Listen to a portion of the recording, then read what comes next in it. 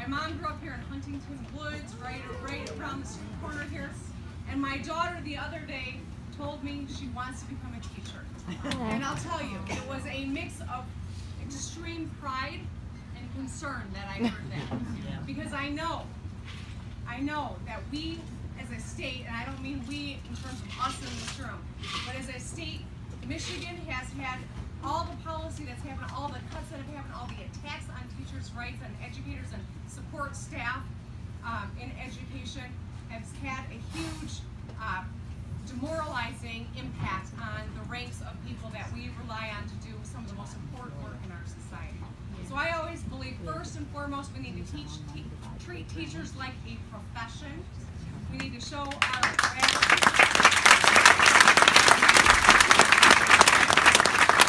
And we also need to give you the support that you need in order to be successful. Michigan has a proud history of being a leader in education, and thanks to our new Department of Education Secretary, but this is our opportunity to change that. And I'm absolutely committed to that, and I appreciate the work that you do. As a mom with 2 girls in the public schools, there's no one more important to me than the people they spend most of their days with, and that's the people who are educating them. So thank you.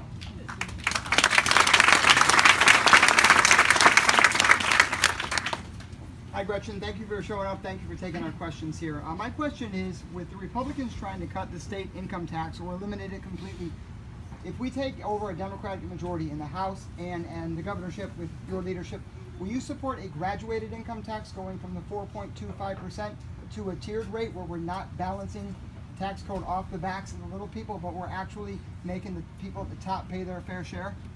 I've always been supportive of a graduated income tax that's going to take an effort to change our Constitution in order to make it a reality.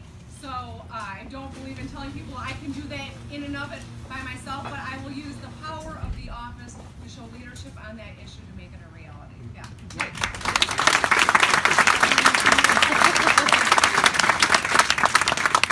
And I don't know if Representative Whitmer's still back there, but thank you for your efforts with that and that legislature you're serving.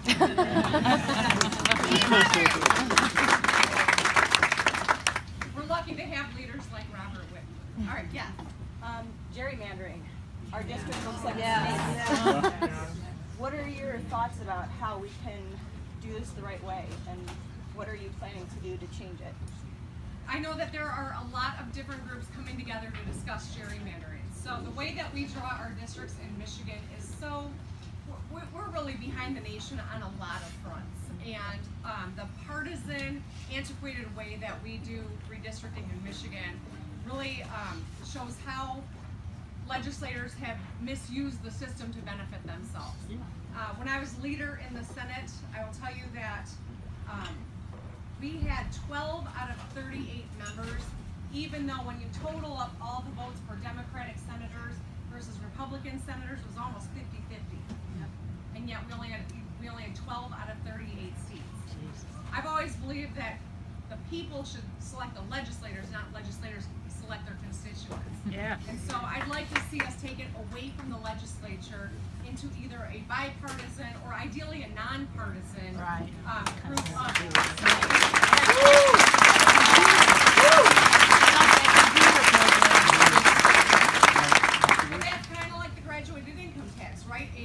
governor cannot single-handedly go in and change that. She can veto a bad plan, and she can lead an effort to make sure that we infuse some rationality into the system. My hope is that it will be on the ballot in 2018 when I'm on the ballot. If it's not, I'm committing that it will be here in 2020.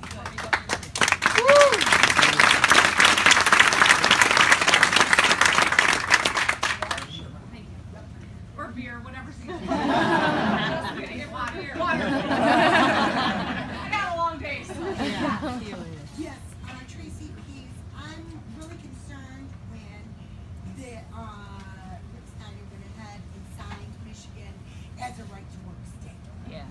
Where do you stand on that? The way I look at it is it's right to work for less. And is there any way you can overturn that? So, thank you. That's when I had my Elizabeth sit down and shut up Warren moment was during my tour. When I wanted to gavel me in the middle of it. I will tell you that one of the things that I was pointing out during that debate, and I was the leader of the Democratic side of the aisle at that point in time, was that really was a pay equity issue. And people didn't understand. They looked at me like, what are you making everything a woman's issue, Gretchen? Well, no.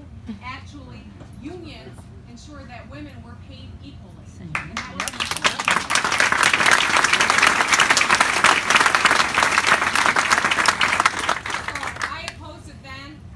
it's bad public policy, and all the promises that Snyder and company made that it would, bring in all this business and all these jobs in Michigan, it's baloney. All they've done is try to hurt the ability of people who are working people to have a say and ability to negotiate. And I've been opposed to right to work since they ran it.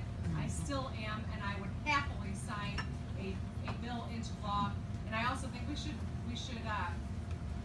protect constitutionally the right to collectively bargain. Yeah.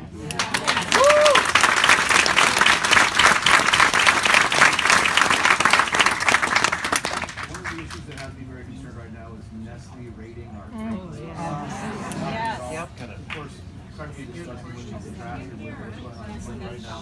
I honestly don't know what legal powers and how they're getting the power to do such a thing, but if I can just get your thoughts on that and what can be done about that. So, Can you repeat the questions? We can't hear back here. all right, we're talking about water policy. All right, and the question was about Nestle and the commercial sale of our natural resource. One of the things that we all know here in Michigan is that water defines who we are. It literally defines our borders, and it defines our psyche, I believe, as well. Because we've been so fortunate to be blessed with 20% of the world's fresh water, we've been lousy stewards of it. Here, here. We've been spoiled, and we have not protected our most valuable resource, well, after our people. But we have not protected it. And now with global warming, we're going to find that and yes, I believe in science, just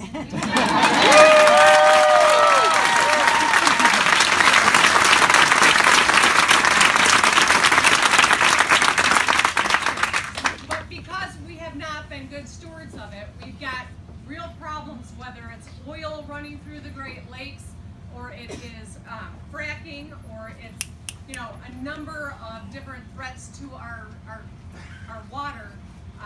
We've done a really poor job of it. And so one of the books that I read recently is called Let There Be Water, and it's about water management. And I think with our great universities that we hear and this natural resource that is really going to be a commodity that is more and more sought after, it's on us to become leaders in water policy and not laggards like we have been.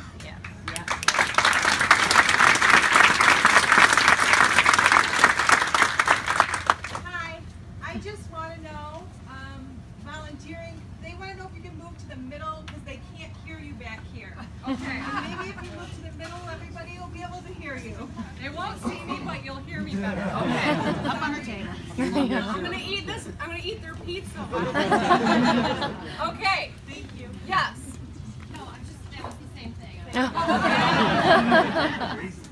All right. Yeah. How do you feel about raising the minimum wage? Oh, I'm for it. I supported raising the minimum wage when it came before us, and I negotiated a COLA in it, which the chamber was really unhappy about. But I was glad that we got it in. But it's had we been holding gavels, it would have been much better. How much do you want to raise it to? Oh, I don't know. You know, a lot of states are $15, some are only 10 or 11. Where do you? I was just listening to a TED Talk from a guy named Nick Hanauer in Seattle talking about the $15 minimum wage in Seattle, and he said that's why we're kicking every other city's butt.